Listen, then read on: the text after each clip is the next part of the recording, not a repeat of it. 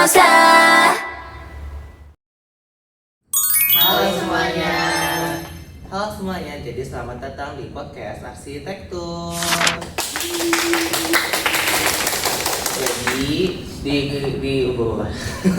Jadi di podcast hari ini tuh kita kedatangan ada teman-teman aku, ada Tia, ada Nola, ada Bibi, ada Arden dan juga ada Randy. Jadi di kesempatan kali ini tuh kita bakal ngadain podcast yang topiknya tuh cukup sensitif. Ada yang tahu nggak kira topiknya itu apa? Kabul. Iya, cabul kan? Ya, tentang pencabulan mungkin bisa masuk juga. Tapi ada yang lebih spesifik lagi nggak tentang apa? Pelecehan. Oh, jadi kita bakal ngebahas tentang pelecehan seksual yang terjadi di Indonesia, terutama pada perempuan dan juga anak laki-laki. Jadi di sini kita bakal sharing-sharing cerita tentang apakah mereka ada pengalaman pelecehan seksual atau mereka dapetin teman mereka malah jadi pelakunya. Mari kita saksikan semuanya.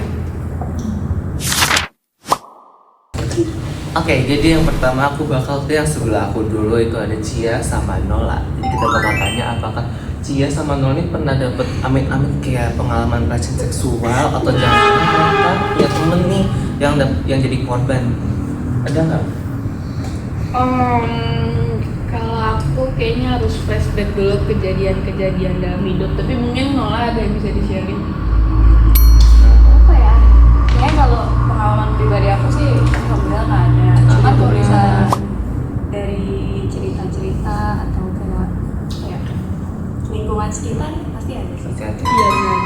Karena kita nggak bakal bisa 100% yakin ke orang-orang di sekitar kita ataupun di lingkungan sekitar juga. Sekitar kita.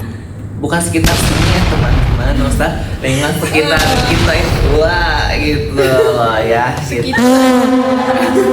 Lanjut, nih depan saya nih ada 3 orang nih. Dari muka-mukanya nih kayaknya ada sesuatu yang diceritakan. Baik, tanya lagi.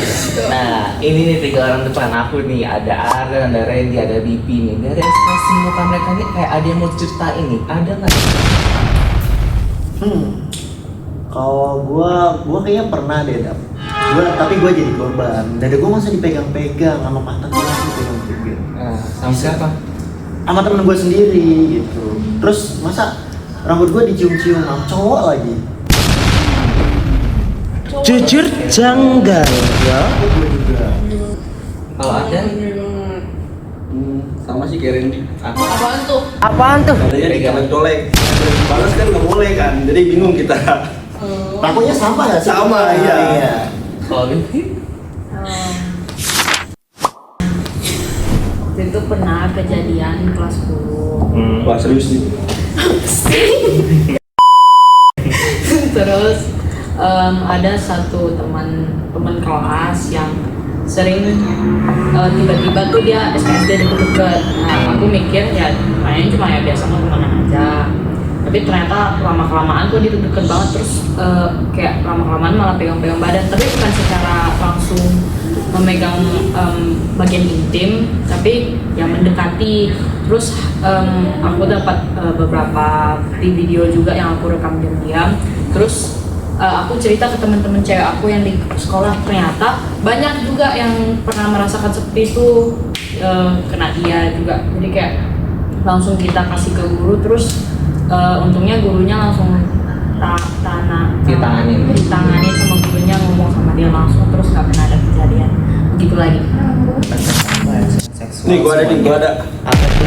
Nih, jadi ada tetangga gua. Tapi dia udah dipiara sih. Jadi dia setiap melihat cewek tuh dia onani. Itu kayak fetish nggak sih? Nah itu jadi pelecehan seksual tuh bukan hanya menyentuh doang, tapi melihat juga bisa melakukannya. Tapi dia udah ditangkap sih. Jadi dia mau di umum lagi di motor, kalau dia lagi birahi ya langsung onani ngeliat cewek. 디스커스팅한 냄새가 나요.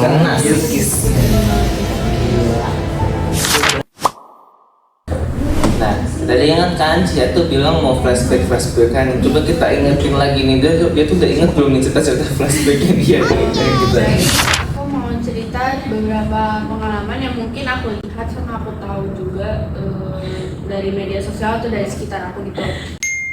Nah ini untuk yang dari yang aku lihat dari mata kepala aku sendiri, mungkin kalau misalnya dilihat dari teman-teman aku juga yang kayak satu circle gitu, mungkin tahu kalau misalnya itu cuma internal jokes atau kayak bercanda aja sama kita aja. Cuman aku nggak tahu kalau POV dari orang-orang yang melihat. Ini perasaanku kok nggak enak ya? Kayaknya termasuk ke pelecehan seksual. Jadi ini cukup unik ya, karena ini dilakukan sama cowok gitu. Jujur janggal ya. Aku ngeliat kayak temen aku ini yang cowok sering megang-megang bagian tubuh dari temen aku yang cowok juga gitu. Tapi mungkin yang terbiasa sama kejadian itu ya pasti nganggapnya bercanda, cuman nggak bisa dinormalisasikan juga karena ya emang salah. Itu kan aku asal Desa Malaysia Bekasi. Bekasi ya kan. Ya ada sedikit terbalik ya. Iya, jadi dulu tuh waktu aku juga nggak ngizinin aku pulang di atas jam 10 malam karena itu ada kayak bahasanya kita nyebutnya kayak penjahat kelamin gitu. Jadi di Bekasi itu waktu itu pernah ada kayak booming gitu, perempuan laki-laki tuh jangan pulang malam-malam dari sekolah atau dari kita main gitu. Dia nama dari Pak Oga tapi sebenarnya itu dia penjahat kelamin. Jadi kalau misalnya ada yang lewat gitu terus tiba-tiba dia with no reason dia tiba-tiba kayak gitu ya, kayak gitu melakukan hal-hal yang tidak sepantasnya dilakukan. Terus ada juga yang lagi berkendara terus tiba-tiba dia tiba-tiba lepas celana terus dia berkendara kayak gitu aja. Itu juga itu banyak banget dulu. Itu juga banyak kayak misalnya ini aku pernah ngalamin sih dulu. Aku juga pernah ngalamin tentang catcalling atau secara verbal. Kita dengerin Cia dulu guys. Itu yang mau aku bahas. Jadi catcalling ini biasanya kalau aku tuh dulu kalau main sama teman-teman terus kita mau jajan, aku jalan sama teman-teman. Pakaian aku nggak ada yang bermasalah guys. Aku pakai baju jaket hoodie panjang, oversize, celananya juga oversize. Dan ini aku masih kayak SMP atau SMA gitu. Jadi setiap aku jalan itu kayak kita lewatin jalan lumayan gede lah, kita jalan di pinggir. Terus nanti tiba-tiba kayak ada supir truk, dia yang dari kencang tiba-tiba pelan gitu, cuma buat catcalling gitu, QQ segala macam atau kayak mana terus nanti disiul-siulin gitu. Jujur waktu itu aku sempet takut jajan lagi, maksudnya kayak keluar gitu kalau misalnya itu padahal siang-siang kayak bayangin nggak ada yang salah juga dari pakaian atau apa-apa, jadi nggak bisa. Ya emang mereka melakukan itu tanpa alasan aja. Apa ya? Kalau sesama orang yang kita kenal aja nggak pantas, gimana sama orang asing sama kita gitu? Itu lebih gimana? Kalau misalnya kalian lihat juga di TikTok itu ada yang jogging terus tiba-tiba sama orang-orang di sana padahal kayak jadi kayak menurut aku pelecehan seksual tuh ngebuat kita tuh orang-orang beberapa jadi nggak bebas berekspresi gitu. Jadi seharusnya ada yang bilang kayak menyalahkan pihak perempuan kayak harusnya perempuan tuh pakai baju yang lebih tertutup gimana gitu. Menurut aku sangat tidak setuju dengan itu. Saya pakai baju yang tertutup aja masih bisa mendapatkan perlakuan yang tidak pantas. Gimana kalau misalnya kita pakai baju yang emang mengekspresikan diri kita? Ya ada sih norma-normanya, cuman kadang tuh orang-orang yang ngelakuin kayak gini kayak emang kagak ngotak aja. Masa pakai baju yang gak terbuka banget masih dapat kayak gitu ya? Speechless Kejadian Bekasi. Iya, itu kejadian di Bekasi sih kayak gitu. Banyak juga di luar sana tuh perempuan-perempuan yang pakaian udah tertutup, udah nggak gimana-gimana, tapi tetap aja para pelaku pelecehan seksual tuh melakukan aksinya juga gitu loh. Jadi sebenarnya tuh yang salah tuh siapa sih gitu loh? Yang pasti misalkan kayak di KRL contohnya ada kasus yang kata cowok onani di kereta terus cairannya itu dikeluarinnya tuh di celana ceweknya. Jadi pas dia udah keluar KRL tiba-tiba celananya tuh kena cairan sperma. Terus juga aku juga pernah lihat di TikTok tuh ada akun driver Grab kalau nggak salah itu dia dapat pelanggan cewek. Terus pelanggan ceweknya tuh masuk ke mobil Grabnya. Terus tiba-tiba si ceweknya tuh cerita ke bapak supirnya kayak, "Pak, saya habis dapat pelecehan seksual gini. Saya tadi di belakang saya ada cowok onani, di sana saya basah semua." Terus dia nangis di mobil Grabnya. Terus akhirnya ditenangin sama abang kereta. Otaknya tolong dipakai ya guys. Kena otaknya. Gimana dong? Saya kemarin What do you mean? gue nemu video kayak cowok nih lagi kayak datang ke konter terus kayak ya beli pulsa beli apa intinya bayar tiba-tiba dia ngeluarin barangnya terus foto kayak maksud gua apa aja. Iya, benar. Ada lagi Ada cewek juga kemarin. ada cowok dia ke warung terus jajan, tapi itu dalam keadaan dia udah membuka celananya, sedangkan si ceweknya kayak udah bodo amat gitu ya, mungkin profesional gitu. Nah, makanya si cewek bilang ada CCTV gitu, tapi dia tetap nggak takut. Itu kayak gitu tuh gila atau mau udah hilang kendali atau gila karena ayah ini arahnya kemana. Jadi bisa aja mereka menyebarluaskan kasus-kasus mereka itu di sosial media tapi dilihat sama anak kecil. Nah, setahu aku tuh anak kecil tuh lebih cepat mengingat sesuatu yang mereka pertama kali lihat gitu. Dan menurut mereka tuh yang bikin itu mereka menjadi penasaran gitu. Jadi aku waktu itu pernah baca kalau misalnya mereka sekali nonton pas mereka masih kecil itu bakal keinget-inget terus di otaknya dia apa yang mereka tonton pertama kali gitu.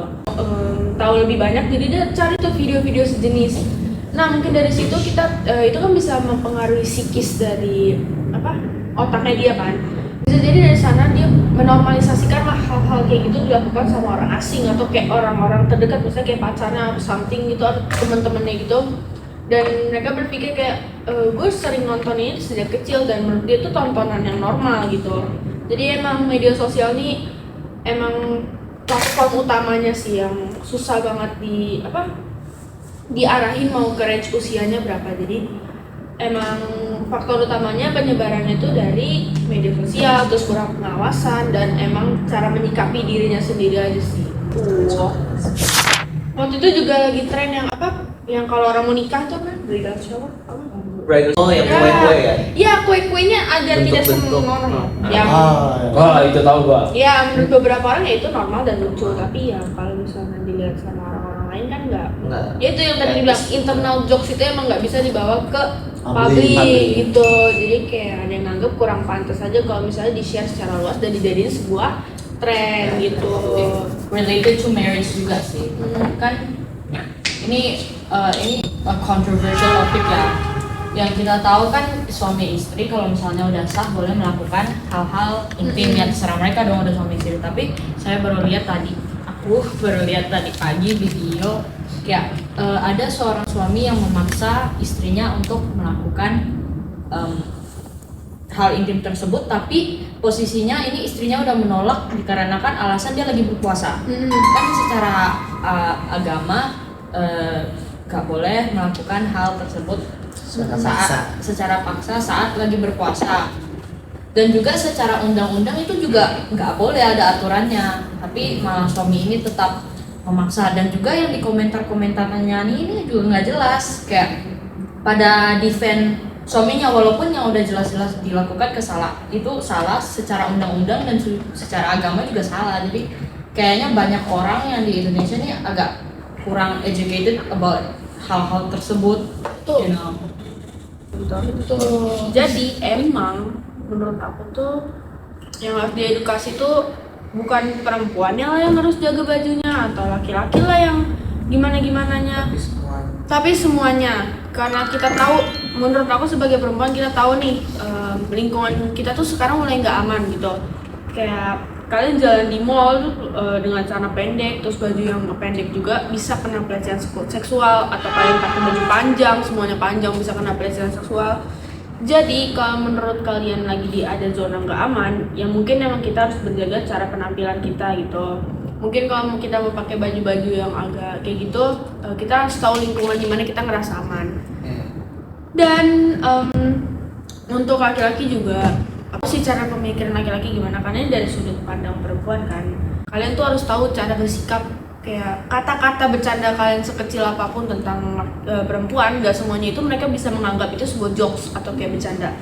Mereka bisa langsung ngerasa mereka minder atau mereka ngerasa gak aman, gak nyaman, insecure dan lain-lain. Itu banyak banget dengan cuma kata-kata kecil kalian atau kayak bahkan gak usah kata-kata deh, pandangan kalian aja tuh bikin ngerasa gak nyaman gitu. Dia gak percaya diri lagi atau kayak dia ngerasa terintimidasi kayak gitu. Misalnya kalian lihat cewek nih pakai baju agak pendek, ngepres gitu, terus kalian matanya langsung ke arah ke hal-hal jelalatan ya bahasanya, mata-mata keranjang gitu. Dan itu pasti ceweknya kalau sadar langsung ngerasa kayak aduh kayaknya gue salah nih pakaian, atau jadi dia nggak bisa mengekspresikan diri dia mau gimana gitu. Jadi emang harus berjaga diri dan emang harus jaga pandangan gitu. Dan kalau mau dibawa lagi ke topik yang Cia tadi yang iya benar, walaupun kita berpakaian segimanapun tertutup, kalau misalnya orang udah sakit, ya sakit gitu loh. Jadi kalau kita mau salahin kayak karena kamu berpakaiannya seperti ini, banyak banget data dan proof kalau itu tuh bukan the main reason. Itu literally ada di Amerika kalau nggak salah, ada museum yang memajangkan baju-baju yang orang-orang pakai saat mereka dilecehkan. Itu banyak banget variasinya, dari baju tidur, baju anak-anak juga ada, terus baju baby baru lahir juga ada. Itu udah buktikan kalau itu tuh you berpakaian segimanapun, tertutup segimanapun, kalau orang udah sakit and uneducated ya gimana gitu loh. Jadi the main problem tuh uneducated people yang di lingkungan ini. Tapi juga banyak yang misalnya sekolah udah coba nih kasih sex education, tapi anak-anak ini tuh nggak anggap serius, kayak dijadikan bercandaan doang, terus ya masuk telinga kiri keluar telinga kanan. Jadi kayak balik lagi, kayaknya main faktornya itu orang tua benar-benar harus jaga apa yang anak-anaknya lihat secara online, karena itu informasi main kita kan semua dari kecil dari situ. Jadi orang tua harus lebih strict lah pokoknya. Banyak sekarang tuh banyak situs yang memperbolehkan orang tua buat customize apa yang dilihat anak-anaknya. Mungkin orang tua, daripada kan beberapa orang tua pasti jadi orang tua itu pasti susah. Kita nggak bisa berhentikan apa yang anak kita lihat. Tapi sekarang mungkin orang tua di luar sana bisa kayak lebih fokus belajar tentang hal-hal yang anak-anak ini nonton, sampai bisa terjadi orang-orang seperti itu. Jadi sometimes you just need to take your time buat belajar, dan apa yang kamu bisa lakukan untuk memberhentikan anak-anak kamu untuk menjadi orang-orang yang tidak benar seperti itu. Kalau nonton televisi kan orang tua lebih leluasa ngontrolnya, kayak kalau misalnya ngeliat tontonan yang nggak pantas biasanya langsung di skip ya kan. Kan misalnya pasti kalian juga pernah dong nonton bareng orang tua, terus ada adegan-adegan yang tidak senonoh, pasti langsung kayak tutup mata terus di skip gitu.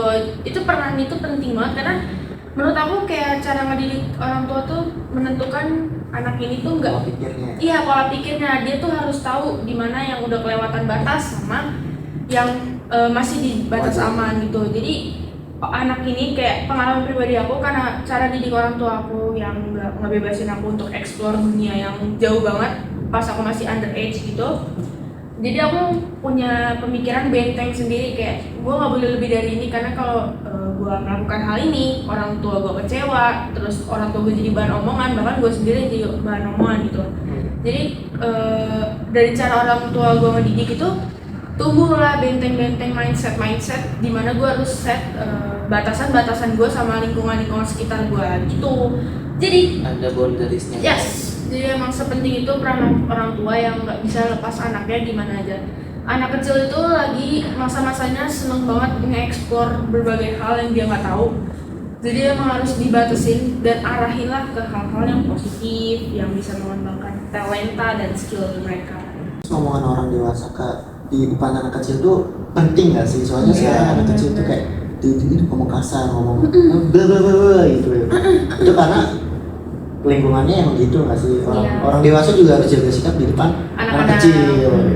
Karena ada istilahnya. Yang pertama sih yang harus sih pasti sex education tuh udah harus dikasih dari awal, dari kecil.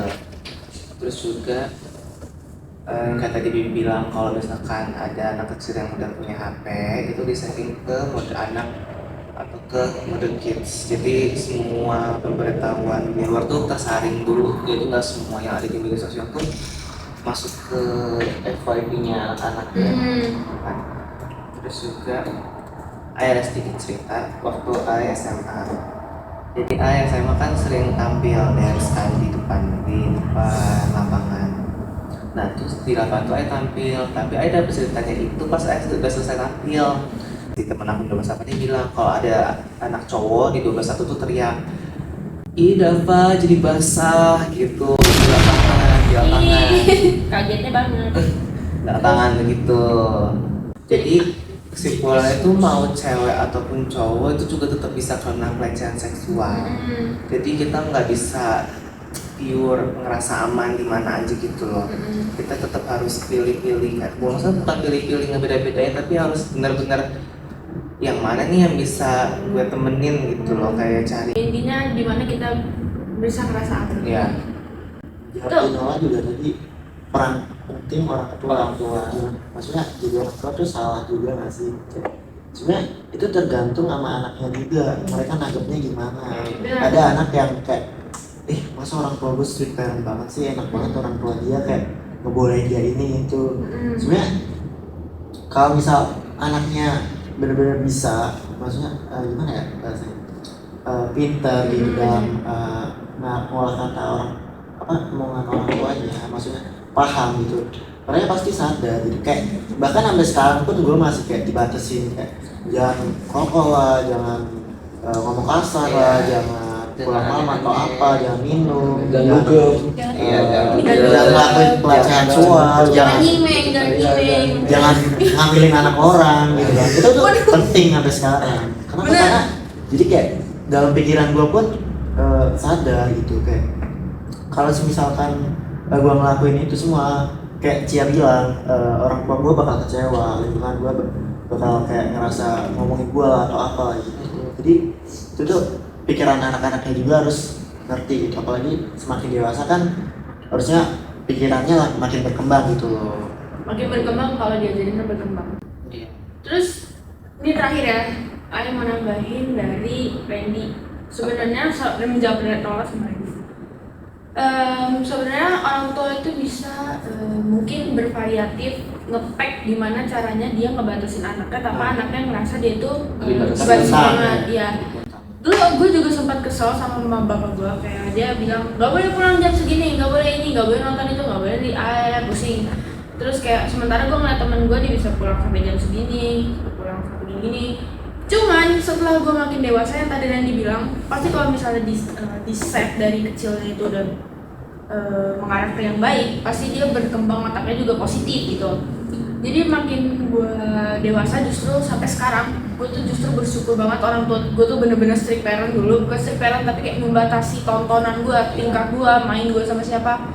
Itu bener-bener bersyukur karena gue ngeliat nih sekitar, bukan sini ya, tapi kayak di teman-teman SMA gue gitu, pergaulan mereka udah bener-bener yang bikin nggak tahu, mungkin kalau misal sesama mereka ya mereka ngeliat itu sebagai sesuatu yang kita kan udah gede gitu, tapi menurut gue kayak anjay gitu.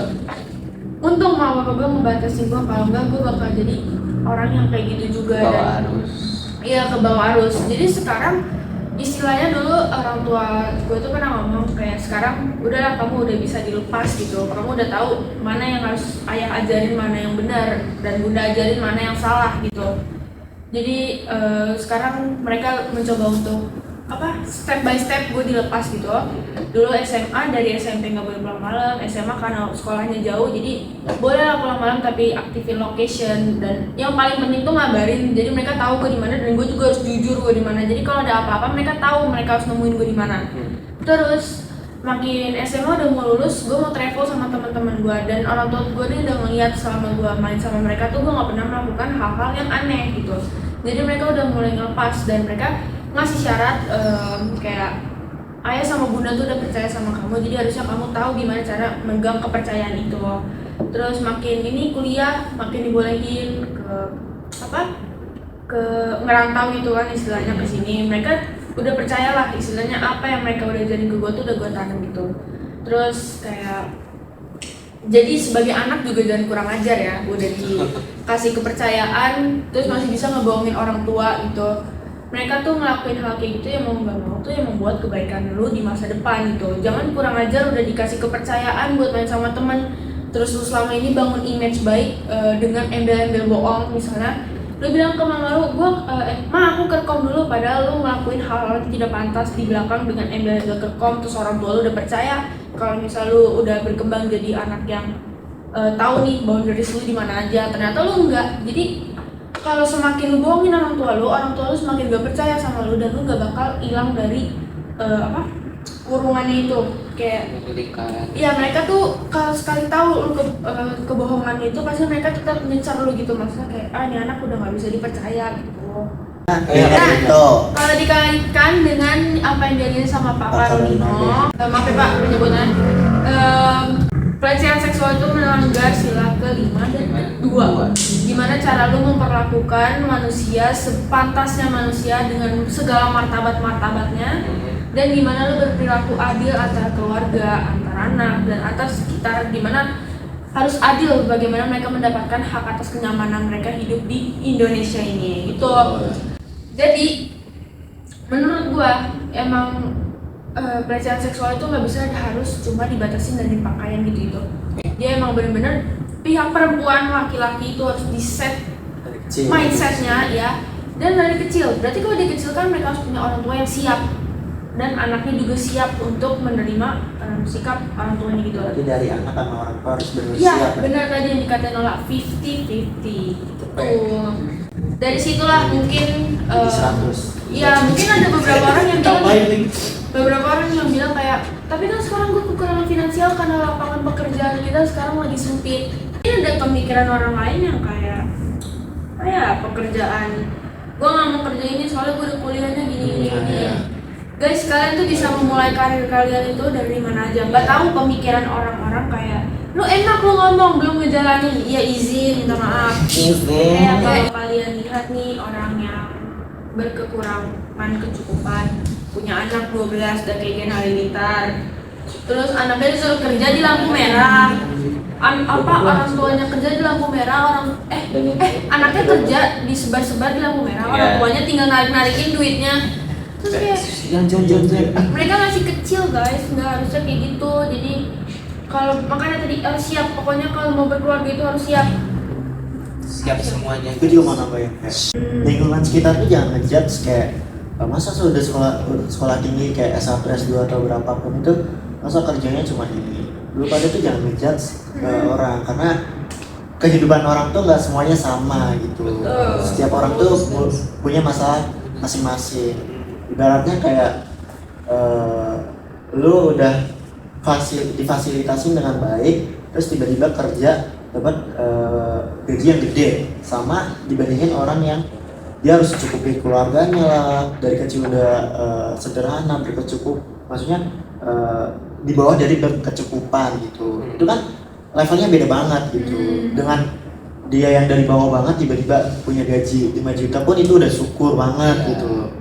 Jadi untuk menutup podcast kita kali ini, Kita ada pantun dari apa? Cia. Enggak, gue nggak pantun. Asal ngomong ya ada. Minum fisik setiap hari. Anjay. Sekian dan terima kasih.